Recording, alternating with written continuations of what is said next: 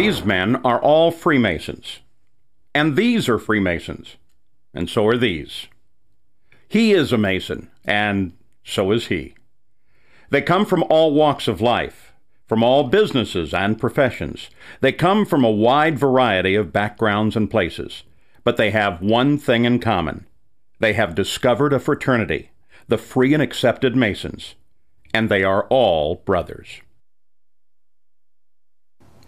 Welcome to Modern Freemasonry, as we give you a glimpse into the fraternity that has affected men's lives for centuries, and why I, and thousands like me, share this special brotherhood. When I first explored this great fraternity, I didn't know much about the rich histories and traditions of Masonry, but I did see the special interactions of the members of the lodge, and saw firsthand what real brotherhood was all about. These guys considered their fellow lodge members as a type of extended family, and I was impressed by the closeness they shared. As I learned more about my fraternity, I knew that my decision to be part of this grand society was one of the best ones that I would make for my personal and professional development. As I began to see how I fit into an organization that has affected the lives of many of our U.S. presidents, starting with George Washington, and includes some of the greatest movers and shakers of the past 300 years. I knew that I would benefit from these rich traditions, the same values and traditions that helped these men become better men, and having the same effect on me today.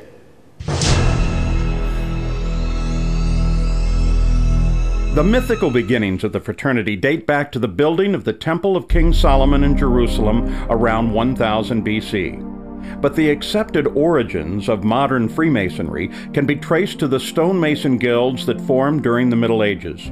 The trade secrets of building Gothic cathedrals from massive stones without the use of mortar and with the use of geometry to turn a small drawing into an enormous structure were jealously guarded secrets.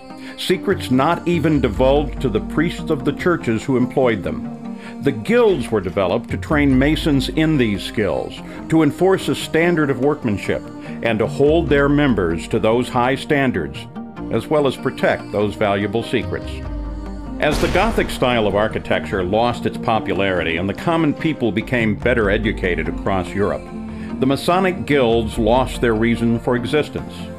But as the Age of Enlightenment dawned, a group of philosophical men saw in Masonry the ideal metaphor for character building in men. Construction of a strong, well-balanced structure, built with the assistance of many like-minded men and dedicated to God, much like the cathedrals of old. By the early 1700s, Freemasonry had changed from a guild of operative masons who actually built buildings to a character-building society of speculative masons, dedicated to taking good men and making them better. The fraternity of Free and Accepted Masons has been an integral part of culture of the civilized world throughout much of recorded history, and part of American society long before the colonists took up arms against the Crown in 1776. Many Americans don't realize that the development of America as a nation is interwoven with Masonic history, an illustration of Masonic traditions and values at work. These ideals of faith, combined with tolerance, charity and responsibility, and belief in the intrinsic goodness and equality of man, were carved into the foundation of our nation by men who first learned to practice them in a lodge. George Washington, Ben Franklin, John Hancock, James McHenry, and James Monroe were Masons. 9 Freemasons signed the Declaration of Independence, and 10 signed the Constitution, and 14 U.S. presidents have been Masons. As a Mason, I've taken advantage of the many benefits of membership, and of course I'm having a lot of fun doing it. I came to realize that my fraternity serves me in a lot of ways, some of which I didn't expect at first. The members of my lodge are not just a collection of brothers who get together on meetings and other functions. They serve as a social outlet and mentors for achieving my goals. Masonry has introduced me to business and civic leaders that I otherwise may have never known.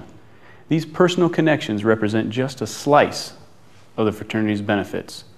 My fellow lodge members are also ready and willing to help me on a personal level, as they will be for you.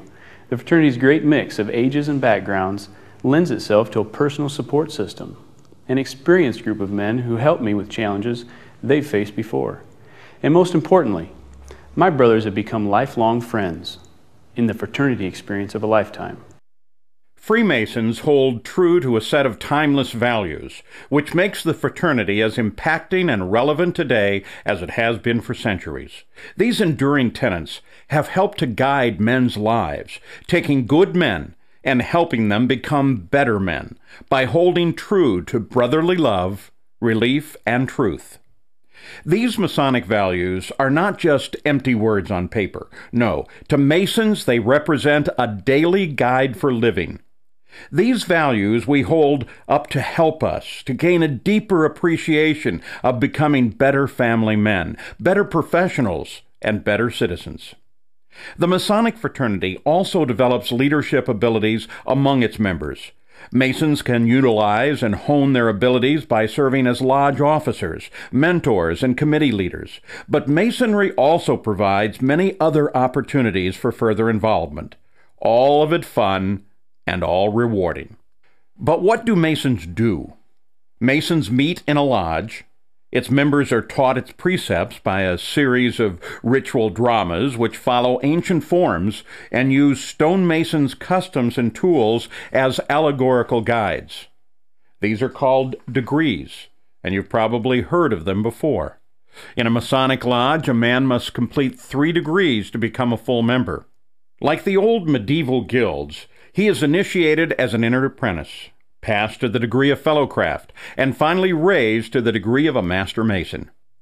When you join a lodge, you'll make friends that will last a lifetime, from all walks of life and every economic and social and religious background. More than that, you will quickly find as you travel the country and the world that Freemasons are everywhere, and they share a bond with you solely because of the experience you share in common. Once a man becomes a Master Mason in his home lodge, he can enjoy further brotherhood and involvement in other Masonic organizations known as appendant bodies, including the Scottish Rite, the York Rite, and the Shrine. Because Masons are an eclectic mix of men from all walks of life, the other groups have developed over the years to enlarge upon the lodge experience. They offer deeper understanding of involved leadership as well as charitable and philanthropic activity. History, symbolism, charity, personal growth and development, friendships that last a lifetime. It's all part of this incredible worldwide fraternity. To become a Freemason, simply ask for a petition from the person who gave you this DVD. He'll assist you in filling it out and tell you when it will be considered by the lodge. He'll also ask for an initiation fee, and you'll need to give that to him when you complete your petition for membership. I can personally tell you the impact the Masonic fraternity has had on my life, even in the short time that I've been part of it. From forming a support network of caring friends, getting real-life leadership experience, and meeting men from all over who enjoy helping me succeed. And not just any men, men I call my brothers.